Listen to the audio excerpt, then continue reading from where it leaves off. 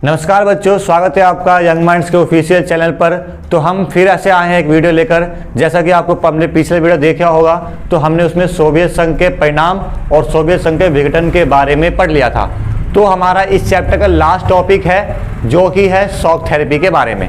ठीक है, तो पहले हम रीड करते हैं और फिर आगे बढ़ते हैं। तो इसमें बोला गया है कि रूस, मध्य एशिया और पूर्वी यूरोप के देशों में पूंजीवाद की ओर संक्रमण, ये चीज ध्यान रखना। क्या बोला गया इसमें? पूंजीवाद की ओर संक्रमण का एक खास मॉडल अपनाया गया, जिसको विश्व बैंक और अंतर्राष्ट्रीय मुद्रा कोष द्वारा निर्देशित इस मॉडल को शॉक थेरेपी कहा गया। या फिर आप बोल सकते हो शॉक थेरेपी को अगर हम एक शब्द में बोले तो इसे बोलते हैं क्या? आघात पहुंचाकर उपचार करना कहा जाता है। ठीक है, तो इसमें बोला गया है कि जो पूंजीवाद, मतलब कि आपको पता होगा कि जो हमारा सोवियत संघ है वहां पे साम्यवादी को अपनाया गया था, लेकिन क्या किया गया? पूंजीवाद लिखा है ना, यूरोप के देशों का पूंजीवाद की ओर संक्रमण, मतलब कि साम्यवाद से पूंजीवाद की ओर जाना, इसे ही शॉक थेरेपी का नाम दिया गया। और ये नाम किसके तहत दिया गया? तो ये नाम दिया गया किसके तहत? विश्व बैंक और अंतर्राष्ट्रीय मुद्रा कोष द्वारा ये नाम दिया गया। इसी को ही शॉक थेरेपी के नाम से हम जानते हैं। ठीक है, शॉक थेरेपी अपना ली, कोई बात नहीं। अगला है कि शॉक थेरेपी की विशेषता क्या है। अब जैसे कि हमने सोवियत संघ की विशेषता पढ़ी, वैसे ही हम शॉक थेरेपी की भी विशेषता पढ़ रहे हैं। ठीक है, इनसे बोलेंगे फीचर्स ऑफ शॉक थेरेपी। तो फर्स्ट पॉइंट हमारा राज्य की संपदा का निजीकरण। अगर आपने पिछला वीडियो देखा है, अगर नहीं देखा जरूर देख करके आइए, क्योंकि उससे रिलेटेड है सारा कॉन्सेप्ट। तो अगर आपको पता होगा, अगर आपने पिछला वीडियो देखा है तो मैंने उसमें बताया था कि जो सोवियत संघ है, सोवियत संघ में जो सभी संपत्ति थी उस पर किसका अधिकार था? तो राज्य का अधिकार था। लेकिन इससे क्या हुआ? जितनी भी सारी प्रॉपर्टी थी, संपदा थी, है ना, जितनी भी संपत्ति थी, सबको क्या कर दिया गया? निजी लोगों के हाथों में बेच दिया गया, जो कि एक शॉक थेरेपी की एक पहली विशेषता को दर्शाता है। ठीक है, आप ऐसे अगर एक्सप्लेन में कर सकते हो। ठीक है। सेकंड पॉइंट है मिल्कियत का निजी स्वामित्व, प्राइवेट ओनरशिप ऑफ प्रॉपर्टी। अब लिखा मिल्कियत, मैंने बताया भी था लास्ट क्लास में, मिल्कियत को क्या बोलते हैं? संपत्ति, प्रॉपर्टी बोलते हैं। तो क्या हुआ? मिल्कियत को जितना भी जो मिल्कियत थी, जितनी भी संपत्ति थी, पहले क्या था? मैंने बताया संपत्ति पर पहले राज्य का अधिकार हुआ करता था, लेकिन शॉक थेरेपी के आने के कारण क्या हुआ?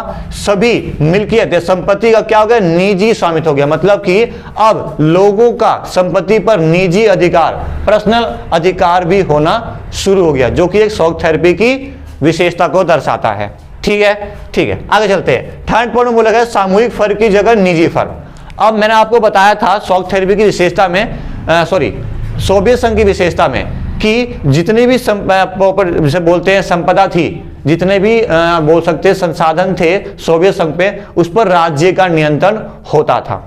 तो इसके तहत क्या हुआ? जो सामूहिक फर्म थी, मतलब सारी फर्म एक ही हुआ करती थी, लेकिन शॉक थेरेपी के आने के क्या हुआ? अब जो फर्म थे वो क्या हुए? निजी होने लगे। मान लेते हैं एग्जाम्पल तौर पे कि मान लो यह पूरा एक फर्म था पहले सोवियत संघ का, लेकिन इसके थ्रू क्या हुआ? अब सारे फर्म बढ़ गए, अलग अलग लोगों द्वारा खरीद लिया गया।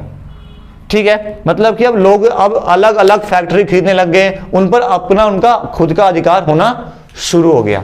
ये सब क्यों किया गया? आपको पता है, जो प्राइवेट होते हैं, प्राइवेट कंपनी वाले क्या करते हैं? ज्यादा प्रॉफिट के लिए काम करते हैं। लेकिन शॉक थेरेपी में कहीं ना कहीं सोवियत संघ में जो क्या था, सब कुछ सरकारी था, जिसे हम बोलते हैं सामूहिक था। सामूहिक होने के कारण क्या, मतलब कि सब कुछ सरकारी है तो उतना ध्यान नहीं दे पा रहे, उतना प्रोसेस नहीं कर पा रहे थे, या उतना ज्यादा प्रॉफिट नहीं कर पा रहे थे।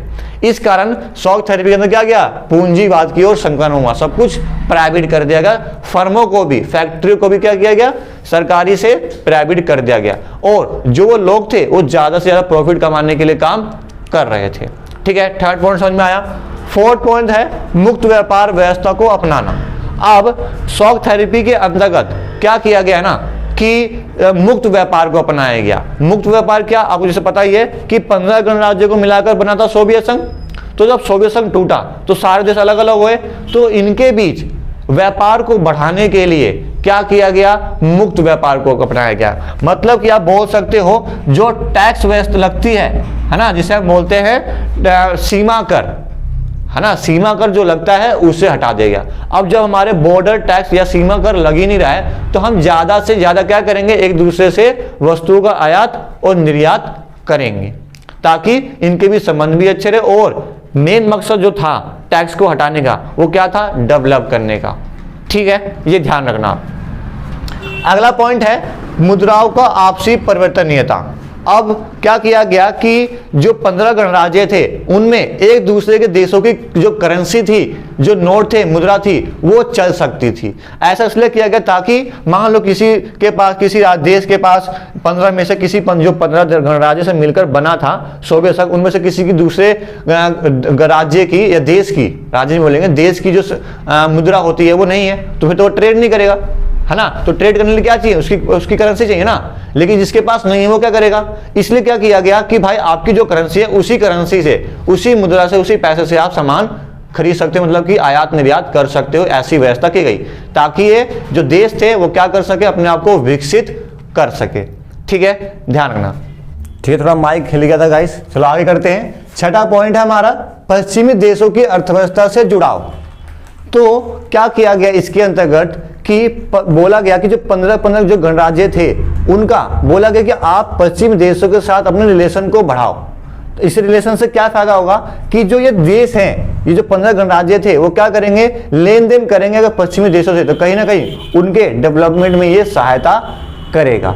ठीक है, यही 6 पॉइंट्स थे हमारे शॉक थेरेपी की विशेषता में। ठीक है, अगला हमारा टॉपिक है जो कि लास्ट टॉपिक रहेगा इस चैप्टर का। अगर हम कुछ देखेंगे, अगर हो पाता है तो एक पार्ट और बना देंगे, आप कमेंट में बताओ अगर आगे बनाना चाहिए तो। ठीक है, अगला है शॉक थेरेपी के परिणाम। हाँ, जब हमने शॉक थेरेपी को अपनाया तो उसकी विशेषता पढ़ ली, उसका रिजल्ट क्या आया, उसका रिजल्ट पढ़ना है हमें। तो पहला रिजल्ट है रूस का औद्योगिक ढांचा चरमरा गया। अब इसके अंदर क्या हुआ, जो रूस का जो औद्योगिक ढांचा था, जिससे उद्योग मतलब क्या होता है, जहां फैक्ट्रियां, अब मैंने यही बताया कि उनके फैक्ट्री को क्या किया गया, निजीकरण कर दिया गया। मतलब क्या कि जो उनके उद्योग थे, मतलब कि बताया गया है बुक में कि 90% उद्योगों को कम से कम कीमत में बेच दिया गया। ठीक है, जिससे क्या हुआ, रूस का औद्योगिक ढांचा पूरा चरमरा, मतलब कि जो उतने उद्योग थे, फैक्ट्रीज थी, सब की सब खत्म हो गई। ठीक है, जो कि एक क्या बनता है, शॉक थेरेपी का परिणाम, रिजल्ट बनता है।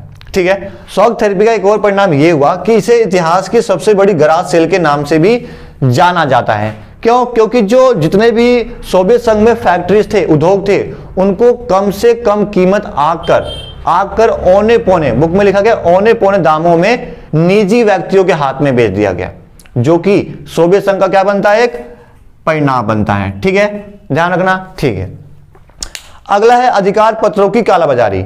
अब जैसे कि आपको मैंने बताया था कि शॉक थेरेपी जब अपनाया गया उसमें क्या किया गया कि लोगों को अधिक अधिकार पत्र दिया गया, सभी लोगों को, जिसके तहत वो कम कीमत पर कुछ सामान खरीद सकते थे।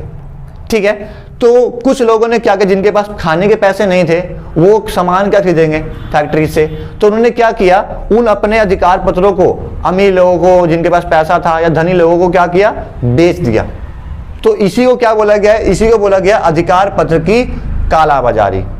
ठीक है, दिया तो उनके लिए था, लेकिन उन्होंने पैसे की जरूरत के लिए क्या किया, उसको दूसरे लोगों के हाथों में पैसे के चाहत में बेच दिया। इसी को बोला गया अधिकार पत्र की कालाबाजारी। ठीक है, अगला है सकल घरेलू उत्पाद में गिरावट। तो नौवां सी बात है, जो हमने पढ़ा था शीत युद्ध के दौर में सोवियत संघ विश्व की दूसरी महाशक्ति थी, मतलब उसका सकल घरेलू उत्पाद भी अच्छा खासा था।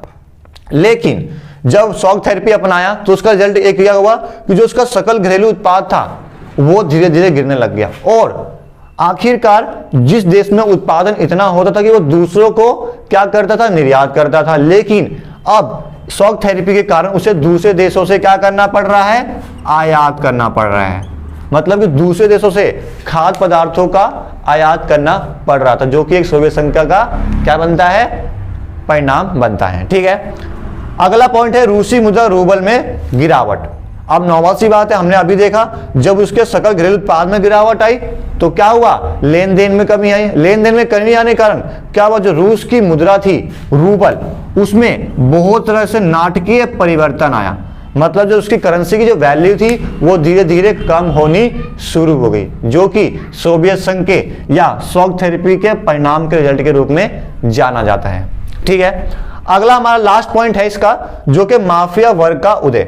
अब मैंने अभी बताया कि एक ऐसा वर्ग भी उभरा जो कि ना तो मध्यम वर्ग था और ना ही ज्यादा उच्च वर्ग था, तो इनके बीच में एक नया वर्ग भी उभरा आर्थिक स्थिति खराब होने के कारण। ठीक है, तो वो जो वर्ग था उन्होंने क्या किया, आर्थिक गतिविधियों पर, मतलब कि जो पैसे से रिलेटेड जो लेन देन होता है उस पर क्या कर लिया, अपना हाथ जमा लिया, और मतलब कि मनचाहे ढंग से नहीं बोलेंगे, अपना दबदबा दिखाकर।